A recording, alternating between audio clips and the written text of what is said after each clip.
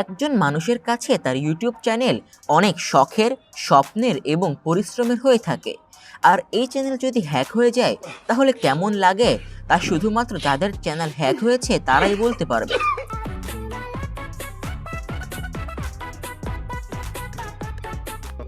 Hack হবার পর কেউ কেউ তাদের চ্যানেল ফেরত আনতে পারে, আবার কেউ কেউ পারে না।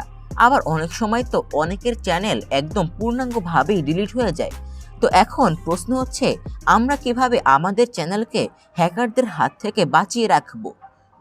এই ভিডিওতে আমি আপনাদেরকে চ্যানেল হ্যাক হওয়া থেকে বাঁচানোর জন্য বেশ কিছু পদ্ধতি বলবো। কিন্তু তারপরও বাই চান্স যদি আপনার চ্যানেল হ্যাক হয়েও যায়, তারপরও তা একদম প্রাথমিক অবস্থা থেকে কিভাবে ফিরে পাবেন সেই সম্পর্কেও কিছু কথা বলবো। So without wasting any more time, let's start. Number 1-এ রয়েছে never share your email address. আপনার চ্যানেলকে হ্যাকিং থেকে বাঁচাতে সবার আগে আপনাকে যেই কাজটা করতে হবে সেটা হচ্ছে কি আপনার ইমেইলটাকে গোপন রাখা। অনেকেই এই ভুলটা করে থাকেন। যে ইমেইলটা দিয়ে আপনি আপনার ইউটিউব চ্যানেলটাকে তৈরি করেছেন সেই ইমেইলটাই আপনি বিজনেস বা কন্ট্যাক্ট ইমেল হিসেবে ব্যবহার করে থাকেন। এটা কিন্তু একটা অনেক বড় ভুল। এতে হ্যাকাররা সহজে আপনার ইউটিউব চ্যানেলের ইমেলটা পেয়ে গেল। এতে তাদের প্রথম কাজটা অনেক সহজ হয়ে গেল। তাই বিজনেস বা কন্ট্যাক্ট ইমেল হিসেবে সবসময় অন্য কোনো একটা মেল ব্যবহার করাই উত্তম। আবার অনেকে বিভিন্ন ওয়েবসাইটে রেজিস্টার করতেও ইউটিউব চ্যানেলের মেলটাকে ব্যবহার করে থাকেন। এতেও কিন্তু আপনার গুগল অ্যাকাউন্ট এবং ইউটিউব চ্যানেল ঝুঁকির মধ্যে পড়তে পারে। তাই আপনি যে ইমেল দিয়ে আপনার ইউটিউব চ্যানেলটাকে খুলেছেন সেটা কোনো ব্যক্তি বা কোনো ওয়েবসাইটের সাথে শেয়ার না করাই উত্তম। টিপস নাম্বার 2 হচ্ছে ক্রিয়েট এ স্ট্রং পাসওয়ার্ড। এই জিনিসটা তো খুবই বেসিক এবং সবাই জানে যে অ্যাকাউন্টের সুরক্ষার জন্য পাসওয়ার্ড কতটা গুরুত্বপূর্ণ হয়ে থাকে। যেহেতু আপনার ইউটিউব চ্যানেল আপনার ইমেল অ্যাড্রেসের আন্ডারে, তাই এর সুরক্ষার জন্য আপনার অবশ্যই একটা স্ট্রং পাসওয়ার্ড দিতে হবে। ছোট হাতের অক্ষর, বড় হাতের অক্ষর, নাম্বার, বিশেষ অক্ষর, এই সকল কিছু মিলিয়ে আপনার পাসওয়ার্ডটা তৈরি করতে হবে। তাহলে আশা করি ব্রুট ফোর্স বা এই ধরনের নর্মাল কোনো অ্যাটাক দ্বারা হ্যাকাররা আপনার অ্যাকাউন্টকে হ্যাক করতে পারবে না। আর আপনি যদি আপনার নিজের নাম, ভাইয়ের নাম কিংবা 1 2 3 4 5 6 টাইপের কোনো পাসওয়ার্ড দিয়ে রাখেন তাহলে কি হবে তা আশা করি আর আমার বলতে হবে না। নাম্বার 3 হচ্ছে গিয়ে update your recovery email and phone number. আমাদের মধ্যে অনেকেই এই বিষয়টাকে অবহেলার সাথে নিয়ে রিকভারি ইমেইল এবং ফোন নাম্বার সেট করেন না। আবার যারা সেট করেন তাদের মধ্যে অনেকেই রিকভারি ফোন নাম্বারটা নিজের দেন, কিন্তু ইমেল অ্যাড্রেসটা কোনো বন্ধু বান্ধবের ইমেল অ্যাড্রেস দিয়ে রাখেন। এটা কিন্তু একটা অনেক বড় ভুল, কারণ যখন আপনি আপনার ইমেল অ্যাড্রেসে অন্য কোনো ডিভাইস দ্বারা লগ ইন করেন তখন কিন্তু আপনার রিকভারি ইমেল অ্যাড্রেসেও একটা মেইল আসে, একটা মেসেজ আসে। তাই বাই চান্স যদি আপনার চ্যানেল কখনো হ্যাক হয়ে যায় তাহলে কিন্তু আপনার রিকভারি ইমেইলেও একটা মেসেজ আসবে এবং সেইখানে একটা লিঙ্ক দেওয়া থাকবে যে যদি আপনি ব্যতীত অন্য কেউ আপনার ইমেল দিয়ে লগ ইন করে থাকে তাহলে কি করতে হবে। সেই স্টেপগুলি ফলো করলে আপনি দ্রুততম সময়ের মধ্যে আপনার ইমেলটাকে ব্যাক আনতে পারবেন। তাই অবশ্যই রিকভারি ইমেল হিসেবে নিজেরই একটা সেকেন্ড ইমেল দিয়ে রাখবেন এবং সেই রিকভারি ইমেলটাকে যথেষ্ট সিকিউরিটি দিয়ে রাখবেন। এখন কথা বলি টিপস নাম্বার 4 নিয়ে। টিপস নাম্বার 4 হচ্ছে গিয়ে ইনেবল 2 ফ্যাক্টর অথেন্টিকেশন।